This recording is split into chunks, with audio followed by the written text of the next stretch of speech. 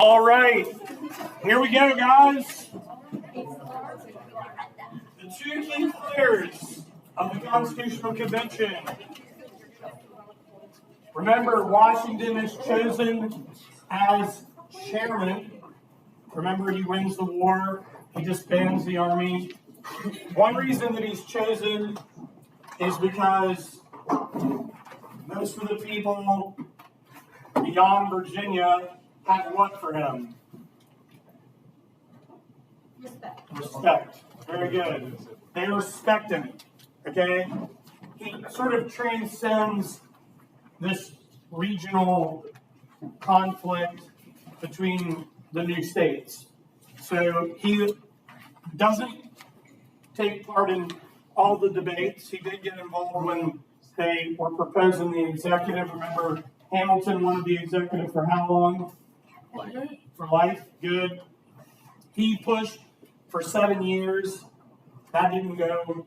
That didn't work out. And then they ended up settling on a 4-year term, multiple terms. He's going to be sort of the no-brainer choice for the nomination for first president. He'll be unanimously elected. He's our only president to be unanimously elected. But what votes were the ones that really mattered for him? What type of vote? Not yet. The Electoral College, right?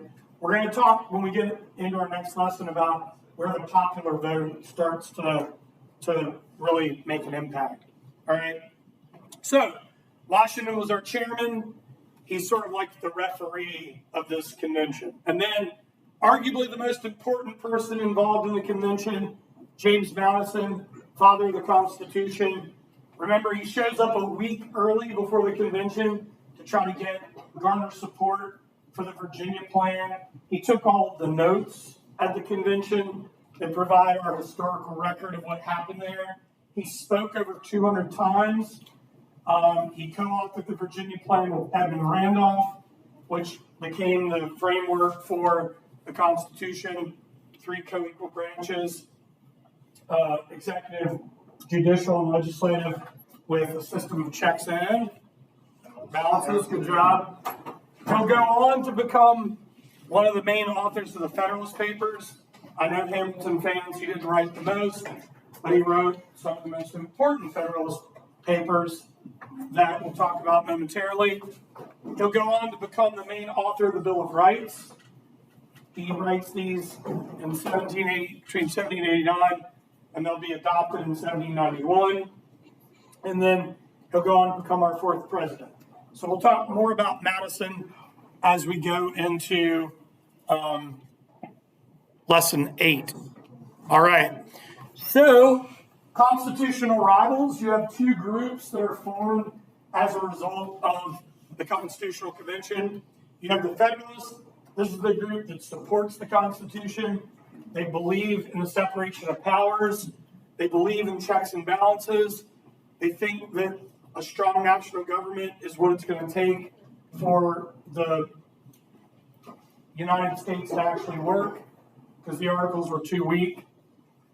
They are not all supporters of the Bill of Rights, because most of the individual rights had been guaranteed by what governments? Well, yeah, sometimes, not always. Actually,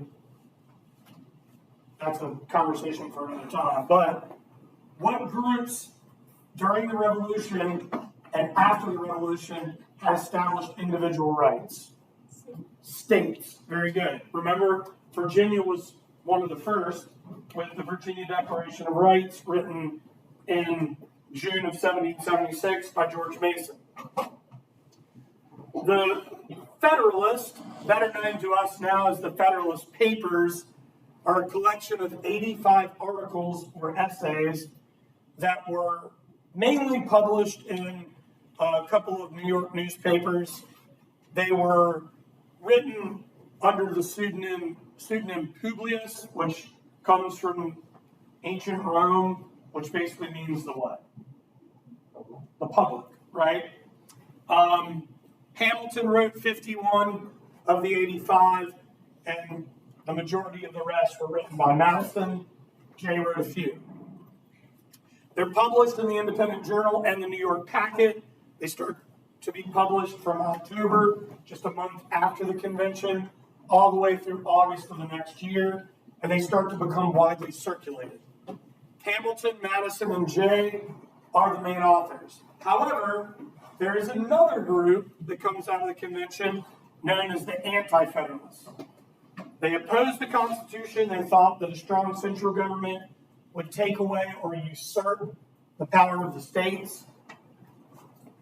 They also refused to sign the Constitution unless a Bill of Rights was added. Like, really famous quote came from George Mason. How does it go? I would assume cut off my right hand and sign the Constitution without a Bill of Rights. Obviously, he would say that because he wrote the Virginia Declaration of Rights, which becomes the blueprint for the Bill of Rights. What these two groups are going to do, guys, they are going to lead to the creation of our political party system. And as we move into lesson 8, I'm going to explain to you the evolution of parties like the Democratic Republicans, the Federalists, later just the flat-out Democrats, the Whig Party, eventually the Republican Party. I don't get there until a little bit farther, like lesson 9. But that's the direction we're heading in. So the Federalist Papers, what I'm going to do, clearly I'm not going to go over all 85 essays. I'm just going to dial in on a handful of them, and I've summarized their meaning into like a sentence or two because it can get the Federalist Papers can get a bit overwhelming. So here's what we got. Federalist Paper number 10. Madison discusses the means of preventing rule by a majority faction and advocates for a large commercial republic. Basically, what Madison is saying in Federalist 10 is, with a country so large, you are going to have different political groups emerge that will further check and balance each other out. And that will obviously come to fruition with the establishment of political parties. Federalist number 14, Madison declares it appropriate for an extended republic to defend the Constitution and the system of federalism. Remember, the system of federalism is and was shared power between the national and the state government. Do you remember what article of the Constitution provides that right? For concurrent powers? Anybody? Not Article 1, that gives power to Congress. Not Article 2, that gives power to the President. Not Article 3, that gives power to the Supreme Court. It is Article what? 4. Very good. Article 4 gives power for federalism, shared concurrent powers. All right? Federalist number 51. Did I skip one? Yeah. 39, I'm sorry. Federalist number 39. Madison presents the theory of federalism, shared power between the national government and the states, which we talked about last week. Federalist number 51.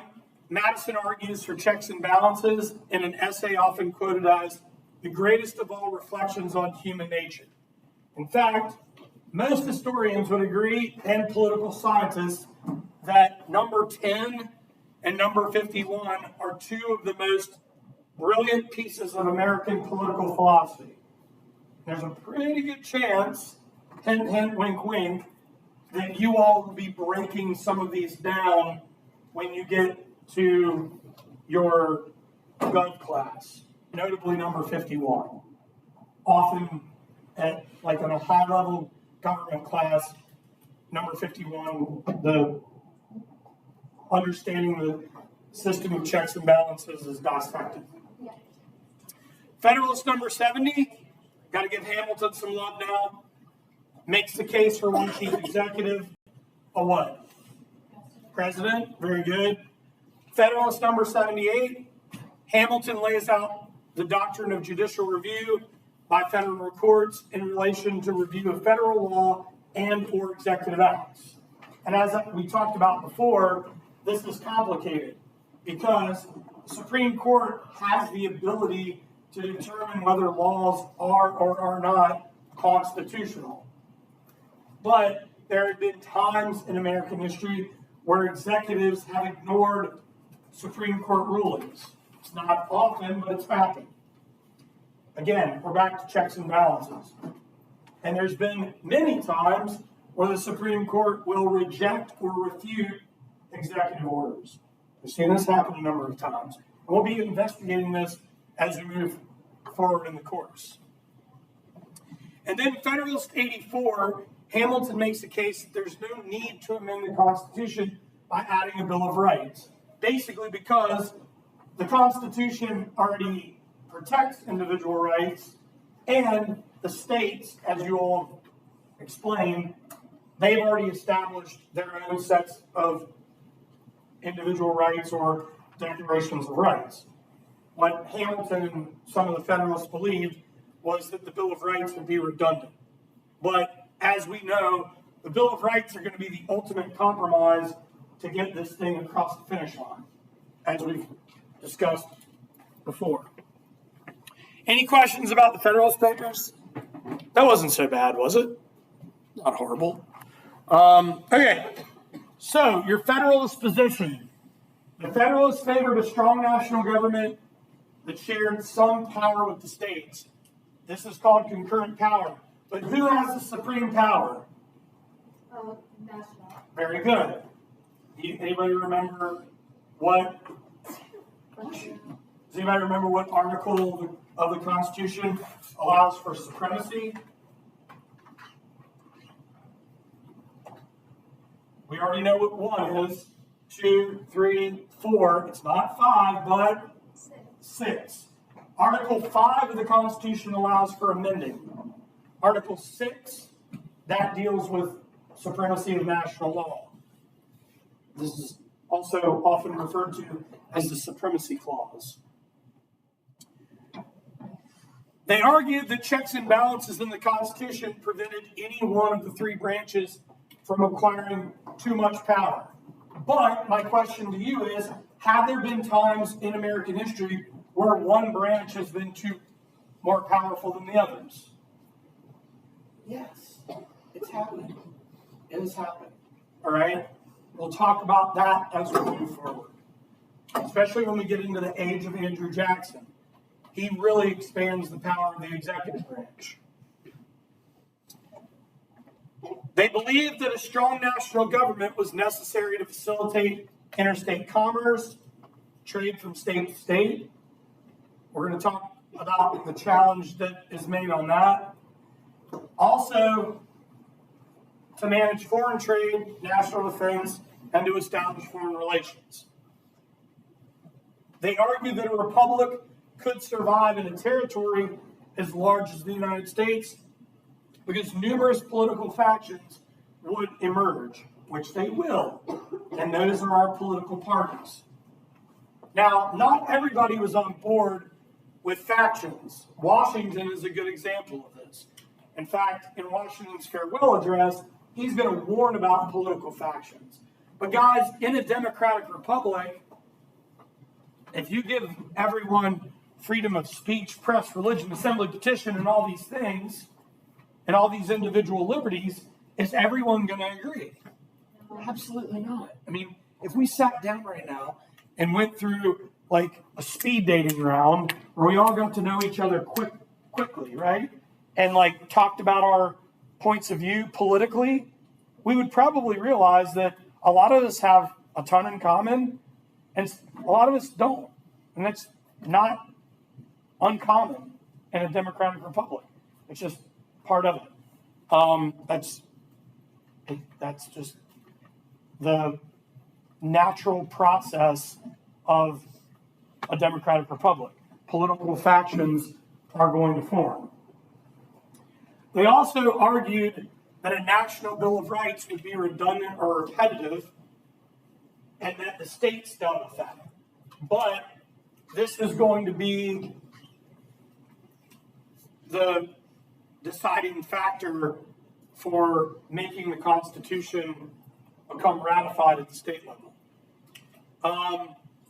Federalists wanted a new nation to focus on building infrastructure, roads and canals, and later railroads, not only to interconnect the country to move people, but to also move what else?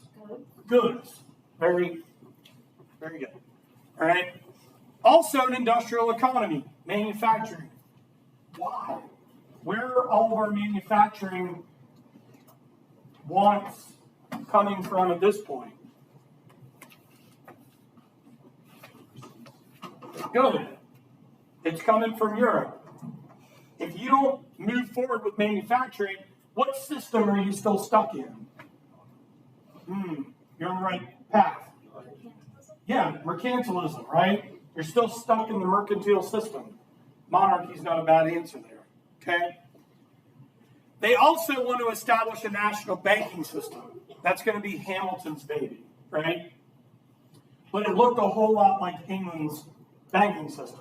So a lot of people were upset because they were fearful that what was happening here is like the reformation of another monarchy, an executive, a bicameral legislature like Parliament, a national banking system. A lot of this screamed British to the anti-federalists. Some of your key Federalists, Madison, one of the key authors of the Federalist Papers, Washington, who would not have wanted to be pinned down to a party, but was most certainly a Federalist. He's obviously signs off on the Constitution and becomes our first president. John Adams, who will serve as Washington's vice president upon his return from England, and then Hamilton, who serves as Washington's Secretary of what? No. Treasury. Washington's Secretary of State is going to be Jefferson. So we'll talk more about that in lesson 8. Anti-federalist position. They believed that a strong national government would take away the rights of the states. They were fearful that if the states lost their rights, then this would lead to a too powerful central government. They also believed that the Bill of Rights was necessary to protect the individual rights of the people. Now, during the ratification conventions that were held at the state level, which we're going to talk about momentarily, the anti-federalists demand the Bill of Rights, and they're going to get it. In fact, that's what keeps this alive. Richard Henry Lee of Virginia, who was one of the leading anti-federalists and also one of the members of the Articles of Confederation Congress, is going to write a rebuttal to the Federalist Papers, letters from a federal farmer to the Republic. Basically, in these letters, he's talking about the importance of states' rights, he's talking about the importance of individual rights, and he's like punching holes in the Constitution and the idea of federalism and the idea of separation of powers. Interestingly enough, a lot of the problems that he brings up in these essays had been handed over to him by George who?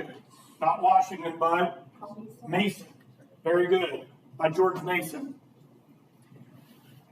Their focus, agriculture, because most of them are southern or live out west of Appalachia, they want to focus on small business with no national banking system. Who do they want to leave the banking up to? Not the national government, but states. This will ultimately, at one point, come to fruition, and it will be a disaster. This is something we'll get into when we get into lesson 8. So here are your key anti-federalists.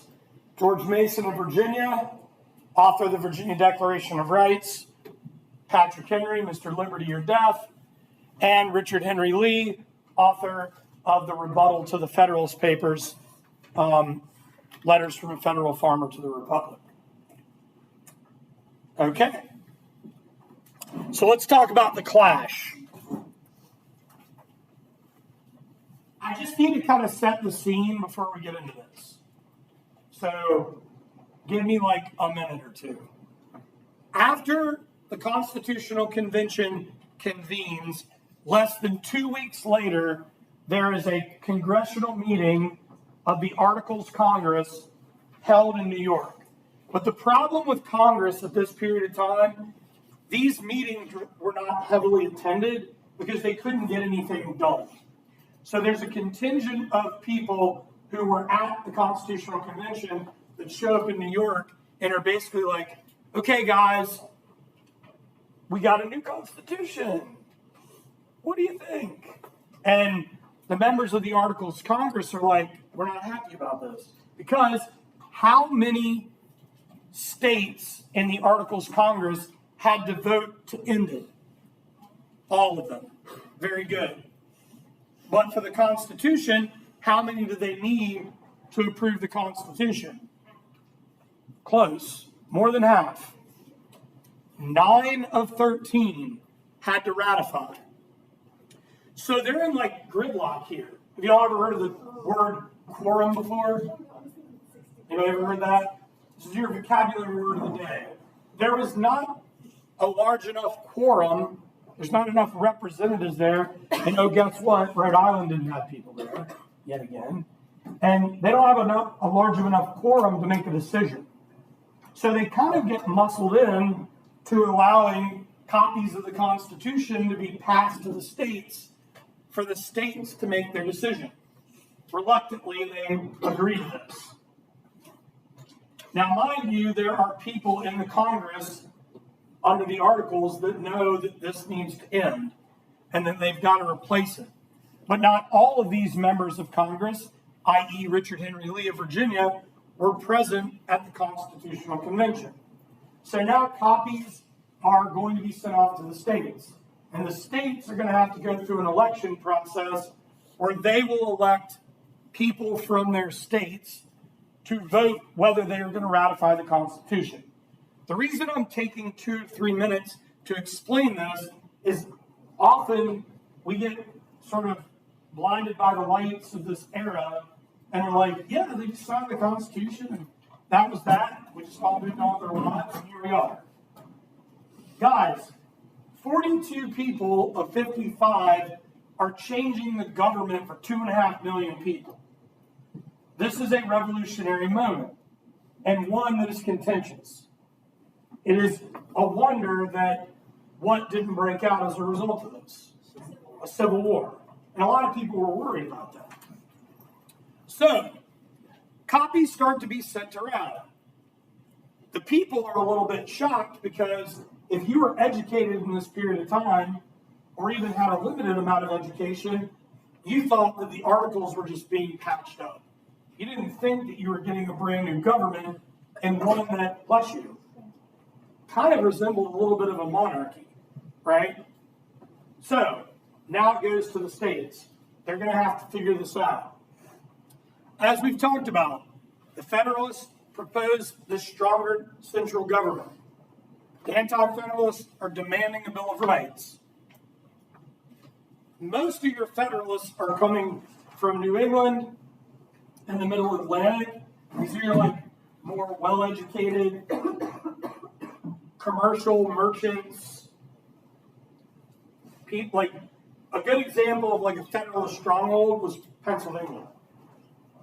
The Philadelphia Convention that was held to ratify the Constitution was like chock full of Federalists who were just ready to make it happen. In fact, when they decided to vote on it, they had to like drag 2 anti-Federalists into the meeting to get enough people to vote, and it was just a slam dunk. Like legit dragged them through the streets. So a lot of like the New Englanders and the Middle Atlantic folk are on board, but that's not universal.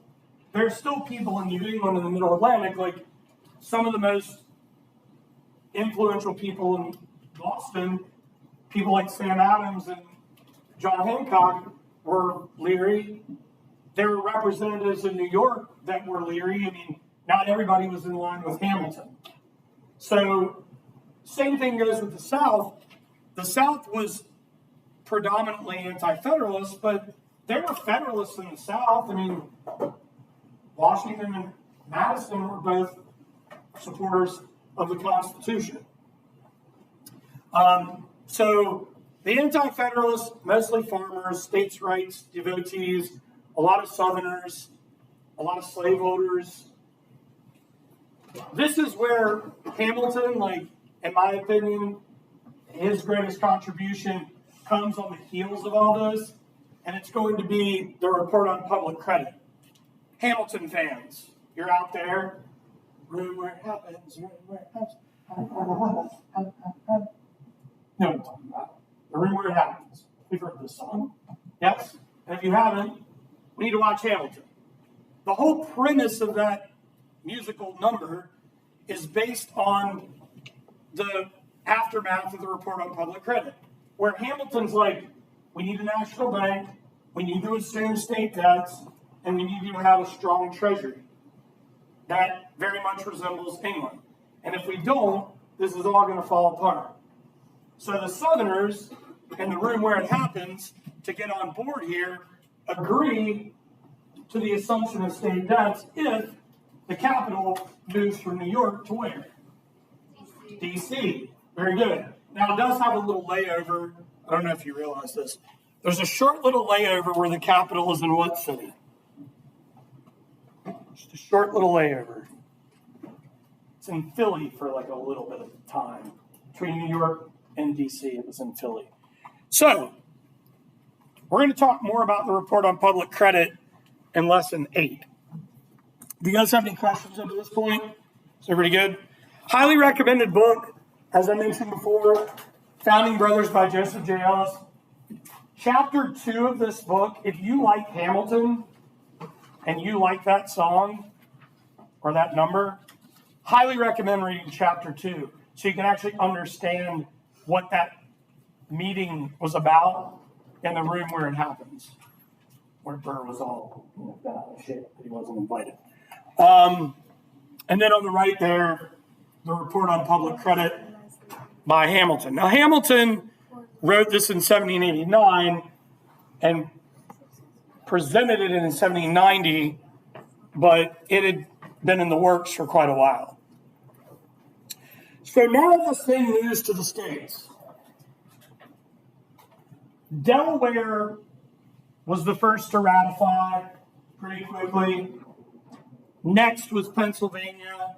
This is your first large state to ratify. But as I said, Pennsylvania, especially Philadelphia, was the Federalist stronghold. You did have some Western Pennsylvanians that were anti-Federalist, but they were in short supply in the convention. You have New Jersey come in, Georgia comes in, Connecticut comes in. The linchpin, the decisive factor for whether the Constitution is going to make it or not, is Massachusetts. What? What's important about Massachusetts? Help me out. Talked a lot about this city. Boston. What's important about Boston? Yeah, it's the main commercial trading hub for New England, right? They've got to have Massachusetts ratify this. If Massachusetts doesn't ratify, this whole thing falls apart. As previously mentioned, Sam Adams and John Hancock, they weren't too thrilled about the Constitution. But over time, Sam Adams, his opinion changes, especially with the promise of a Bill of Rights. So, Massachusetts narrowly votes for ratification. This then brings in some other power brokers. One southern state in particular that is pulled in by Massachusetts' ratification is going to be South Carolina. So now you got South Carolina in. And by June 21st, 1788, 9 of 13 have ratified. The Articles is done. The Constitution will replace it. And Virginia knows it's not going to be able to be an independent state, an independent republic. They're going to have to ratify. What I find very interesting, guys, look how close the vote was in Virginia. 89 to 79. Really close. Virginia comes in, New York follows, and then when they announced that Madison will be the author of the Bill of Rights, North Carolina and Rhode Island joined. And at that point, North Carolina and Rhode Island didn't have a choice. And that is how we get there. So, the Constitution is ratified. It will be put to the test very early on in the presidency of George Washington, or during the presidency of George Washington. This is a cool propaganda piece here on the left. It's a primary document showing Massachusetts as the pillar to the federal pillar to keep the Constitution alive. And that on the right is letters from the federal farmer to the Republic by Richard Henry Lee. That was the rebuttal to the Federalist Papers. Okay, so this is where we wrap things up. A conservative triumph. Only about a quarter of the adult white males in the country had voted for their ratifying delegates, because what do you still have to do to be able to own, to be able to vote, you have to own land, right? You have to own land. Those laws are not going to be done away with until the 1820s. So we're a little ways away from that. The minority had triumphed again, and the transition had been peaceful. No civil war.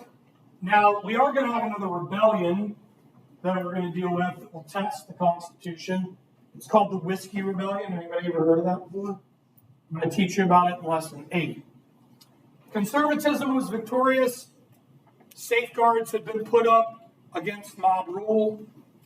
Revolutionaries against Britain had upended not only the crown, but within a decade had upended the Articles after the events of Shays' Rebellion. It's a bit of a counter-revolution because now you are starting all over again to create a democratic republic that will last. One in which we still live by to this day, over 200 years later.